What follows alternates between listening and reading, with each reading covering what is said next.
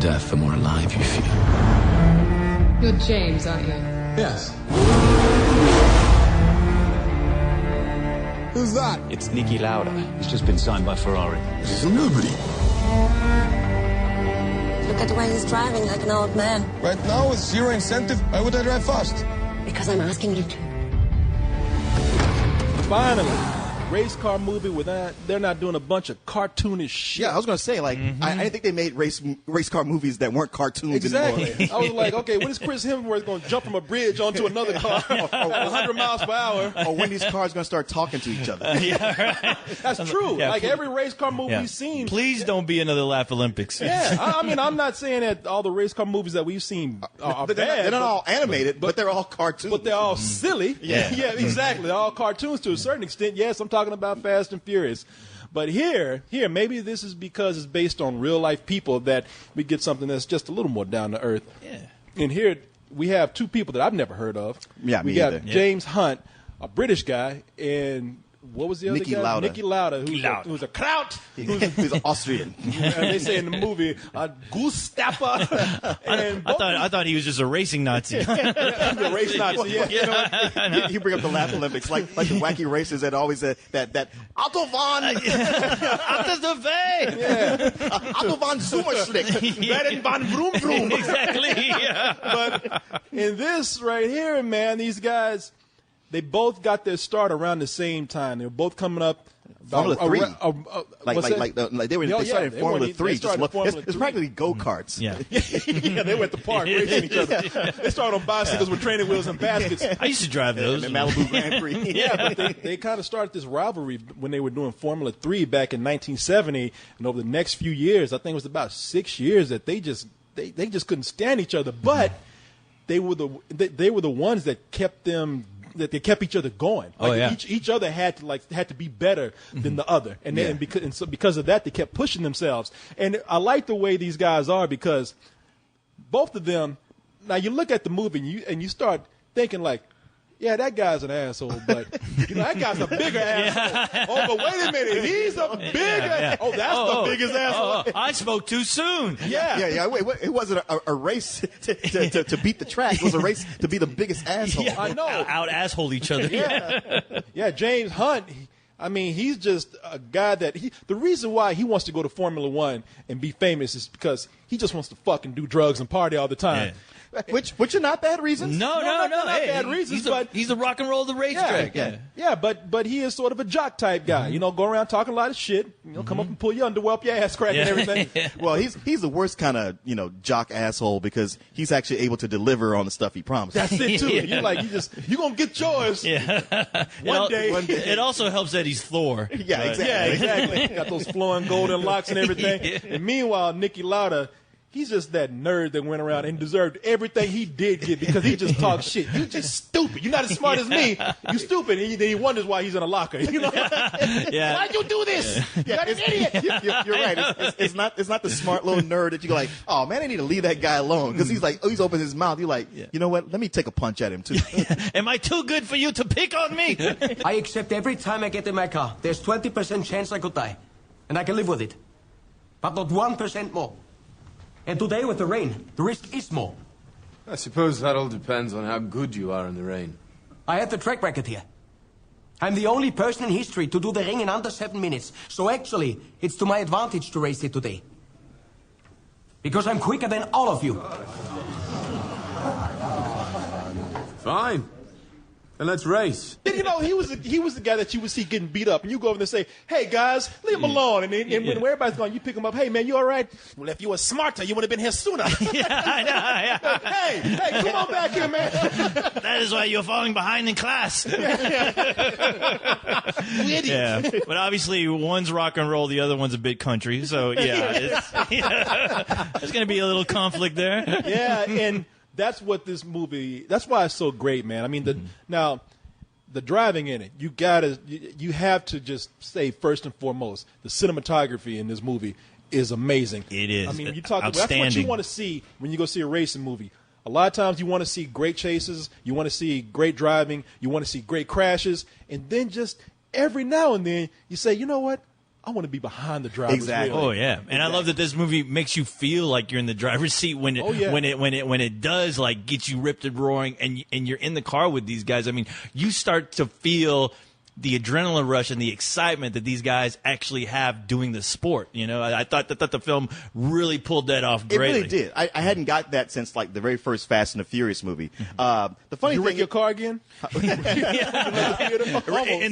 the driveway. I gotta admit, I have been driving like that, just cutting over in front of people ever since seeing this movie. His mailbox hates him. Well, it's because the movie, it starts out letting you know like this shit is dangerous. Oh yeah. This is how fast it's going.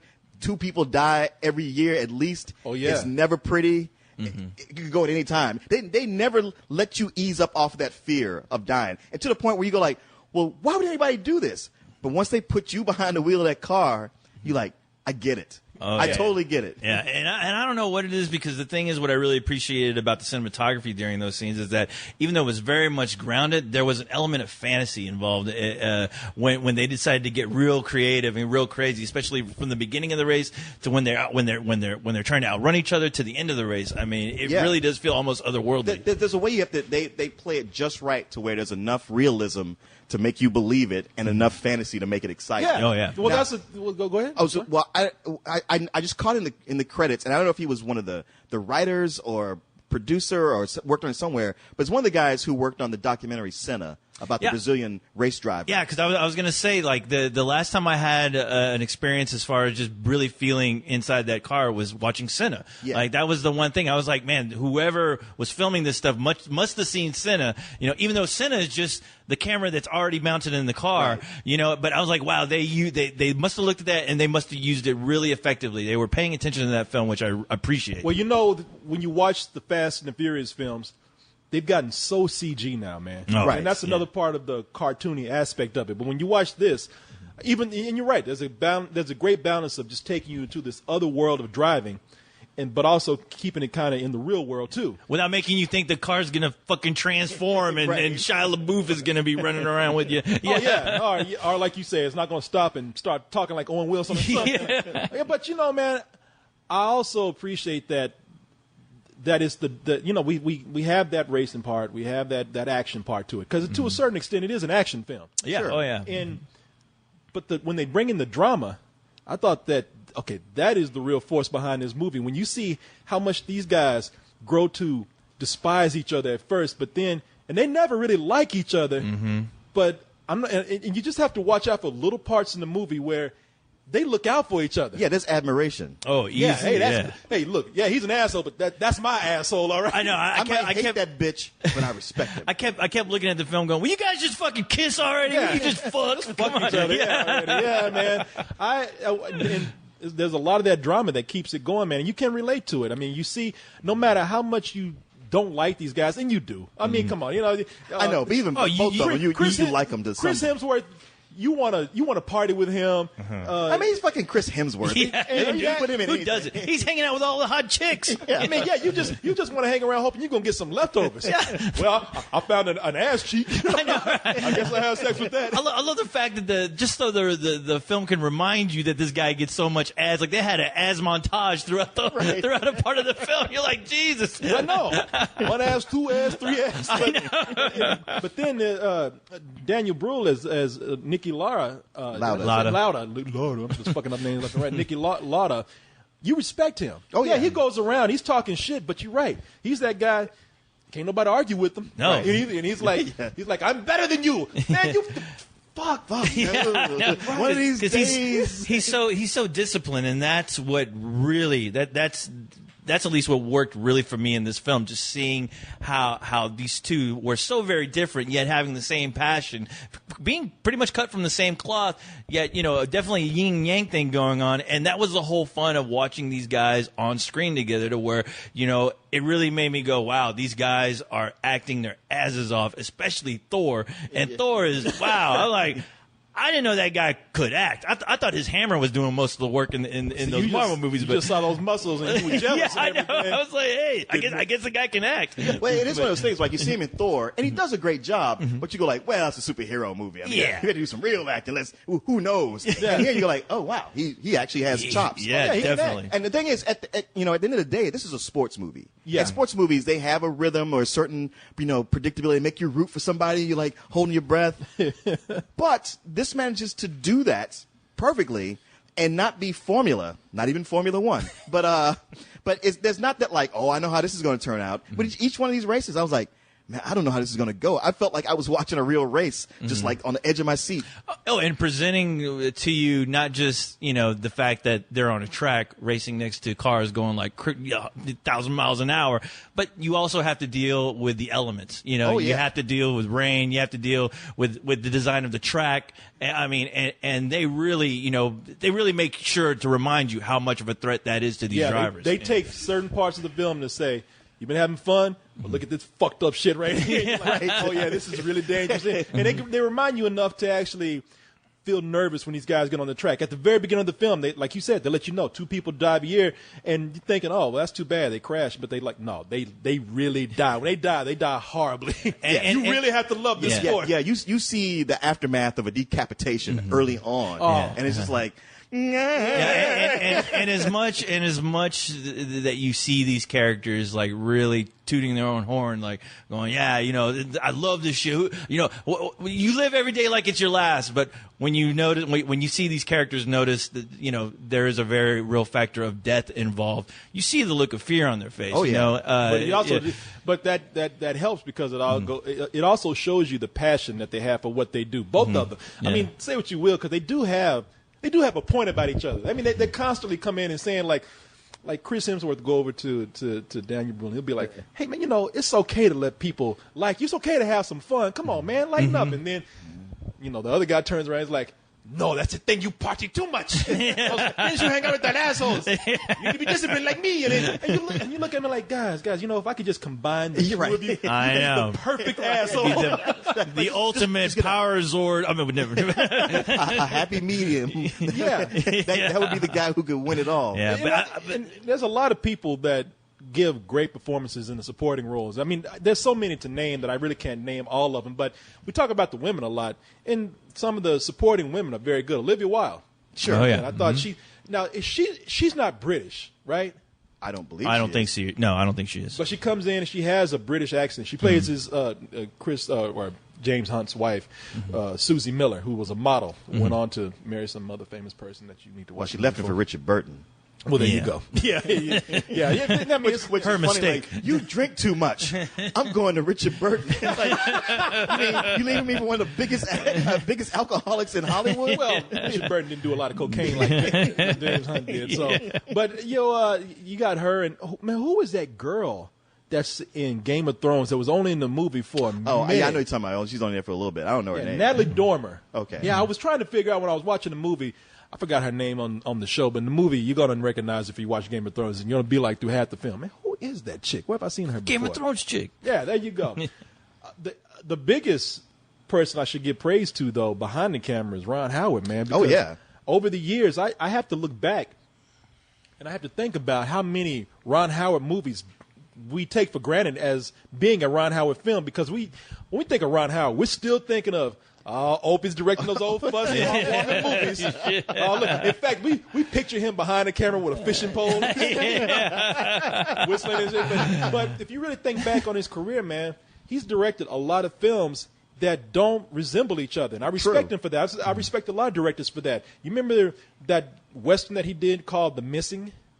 Oh, yeah. It was a really dark and disturbing Western. Yeah. No, I really love that movie. But I did have Harry Knowles go like, it's just a remake of The Searchers. I was like, what? And I looked up The Searchers. I was like, oh, wow, it really kind of is. But it's better, though. But it still doesn't mean that it's not good.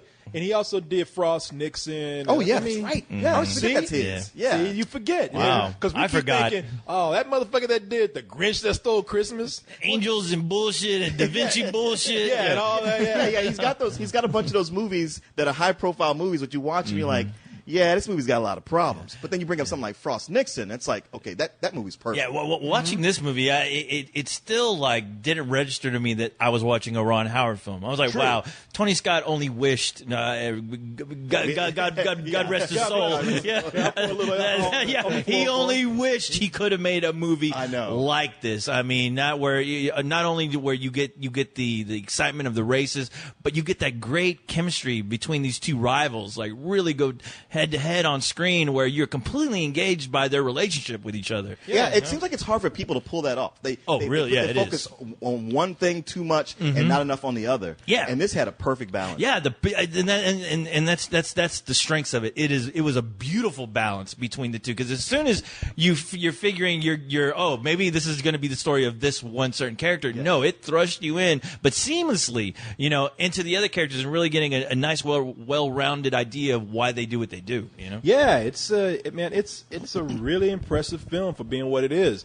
I mean, we go in because I was talking to a woman tonight, and she didn't. We were at a screening, and she didn't know that I had seen Rush already. She said, "You're not watching Rush?" And I said, "Nah." I said, "Have you seen it?" She said, "Nah, it just looks like an action sports film." Oh, Jesus, man! You know what? You're missing out. The advertisements are really pushing it that way, probably, and I hate that if that's the case, because they're really not showing you a lot of great drama that's in the film. If I had any complaints about it, I would say that the movie, may be appropriate for a film about race car driving, but it moves really fast to where there were a couple of sections where I thought you introduce an important phase in somebody's life, but you kind of gloss right over it too.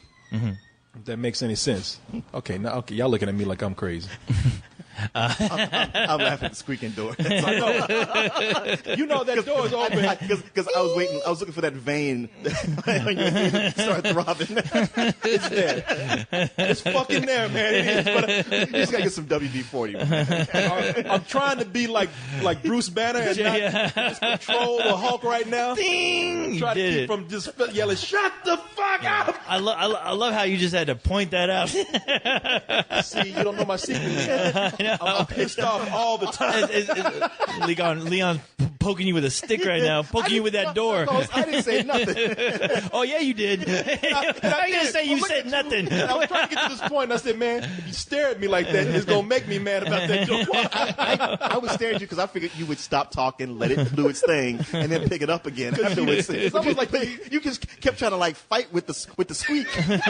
Talk over it. Squeak always wins. That means I was trying to fight it because you were looking at me like you were almost baiting. You were baiting me. You were looking at me like you know you want to do it. Yeah. You always get mad. You look at my face. You think I'm trying to bait you. Because you were looking. Look, I don't blame you because I know I wasn't hiding it very well. Because I know I was sitting up here. Even my voice started quivering. And see, what's great about this? I talked to this woman at the screening tonight, and she. Look, Leon, Corey didn't outrace that squeak, but not at all. God damn it.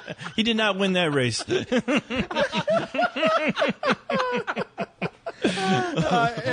Man. What were we saying? What were we talking about? We were talking about a movie, right? Shit, I don't know anymore, man. Shit, we're talking about a fucking squeaky ass door as far as I'm concerned. When's somebody going to make a drama about that? Come on, Ron Howard. I got another winning story on your hands. Somebody give me some WD-40 before I lose my fucking mind. In fact, open one up and let me drink it. Like a beer. Man, who was that guy? There's an actor that I really like, and I think his name is Christian McKay. The British guy. British guy. What else? Who was the captain of Chris Hemsworth's team? Yeah, and I love him because he's straight British. Yeah, hell yeah. Yeah, he's always popping up in movies, and I now I can't name anything he's in, but I know I see him all the time. I was just laughing that he stole Captain Kangaroo's wardrobe. That's what I'm talking about. He's so British that he's wearing an ascot, and he's always and he's young, but he's talking about, "Oh, James, my boy, come here, fine race today, fine race, tally ho, fine race." Scooby. They come to the track. They got their own shtick, like boxers who come out with rappers first. But they're like, "Hey, we're serving champagne and lobsters here on the NASCAR track." And then the next scene is like, "Well, we used up all the money. We're broke." When I saw him, I was like, "Wow, Scooby-Doo's calling right now, wondering where you are. You need to get back on the Scooby-Doo set." You had to turn in that ascot after they lost all the money. No, please, not my ascot. But yeah, man, I really did like this movie, man. Like I said, that's what I was saying. The movie it glosses over some points so fast. because I mean, I'm not going to say anything, but there's one point where somebody introduces themselves as going to a major part of their life, and next thing you know, they're there, and there's nobody made any mention of that or anything. Well, I don't know. I didn't notice that. Yeah, I mean, I did, but I just felt like, you know what? Maybe that's not what this movie is about. It's like, look, some things you can't not touch on. I got it. But I got it. I mean, here's the thing. The movie's 2 hours long, and it doesn't feel like It 2 does hours not. at all. No. It feels like it's 30 minutes long. Like, I was hoping it would be longer just because I was so engaged in what was going on. Yeah. You know? You're right. You're right. And look, it didn't take away anything from the movie for me. I really enjoyed this. This is one of the first real mature films. And it's funny because this is one of the mature dramas that we're seeing, but it's got that action in there. So it's almost like we get a little bit of the summer left over. Right. Oh, yeah. That's carried over into a great drama. And I feel like I've got the best of both worlds. And yeah, I give this a big full price. Yeah, I'm just ready to call it a perfect film. I can't really find anything about it that I didn't like. And with all the great things we named, I would also say, like, you know, you're going to see this movie, there is a part of it that's really intense. Just for the faint of heart, just know that before you go in. You know what? Mentioning that, I have to say this. The makeup in this movie is pretty incredible. Yeah. Oh, yeah, definitely. I mean, you wish you could give kudos to everyone involved in this movie. 'Cause everything that you see on the screen was everyone. They really did their job well. Yeah. Great, actually. Yeah. I mean, it's still early because November hasn't come around, but this is one of the best movies I've seen this year easily. It's one that could easily go on your top 10 list. Yes, exactly. Oh, so easily. Yeah. It's a good chance that it will. I give it a very high enthusiastic full price. Damn. All right. Well, I don't know. I'm completely fascinated by these types of stories, especially when you realize they're based on real people. The one thing I fell in love with was definitely just the rivalry and the character dynamics of these two guys. I love stories about driven people that are almost insane when you consider what they do for a living and how they live their life. Driven. So yeah, you son of a bitch. I was hoping you wouldn't catch that. But no, man. I mean, wow. I have to salute Ron Howard for making probably, I think, one of his best films I think I've ever seen. Something where I truly am going to remember this. Something else I did it. God damn it! I'm trying to record I was driving my car and then boom. Sorry. Could you shut the fuck up, please? Now you know how I feel. I can't spray WD-40 Yeah, in thanks your a lot. clumsy fingers. Drop my phone. I just want y'all to relate to me a little bit. Oh, better. okay. That's all. Yeah, I get it now. But no, man, just amazed by what he did with this film. Amazed by the acting ability of Thor, man, and especially the guy playing the race Nazi, man. I mean, yeah, that guy. Wow. I mean, I have to honestly give this a better than Sex. I loved it that much, and I definitely want to see it again. Yeah. Vroom, vroom. All right. Well, yeah, the vroom vroom. IMAX next time. I'm going to put it out there. Chris Hemsworth for James Bond 2014. I don't know what. I'm just doing numbers. Yeah, what, Thor's not good enough? Yeah. Thor trumps James Bond. You know what? I mean, he was that smart-ass Brit that was sleeping with so many girls. Could you not see him as James Bond? I'm being serious. Well, James Bond has to fuck up every so often. Yeah. Chris Hemsworth is not going to fuck up. I just can't. But James Hunt did. I just can't see him putting on that goddamn suit without ripping that shit like the Hulk. That's the other thing. I was like, where are you going to find a suit that fits that dude? Yeah, how you going to have a secret agent who's 6'7"? I know, yeah. Special effects.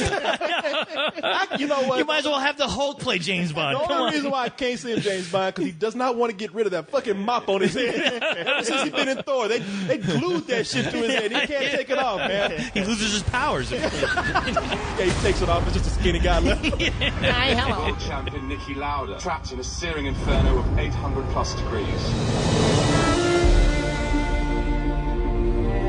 Talk to me, James. Don't go to men who are willing to kill themselves driving in circles looking for normality. What did your wife say when she saw your face? She said, you don't need the face to drive, you just need the right foot. I feel responsible for what happened. Watching you win those races while I was fighting for my life, you were equally responsible for getting me back in the car. 42 days after his near-fatal accident, Niki Lauda will race here today. More powerful than the fear of death is the will to win.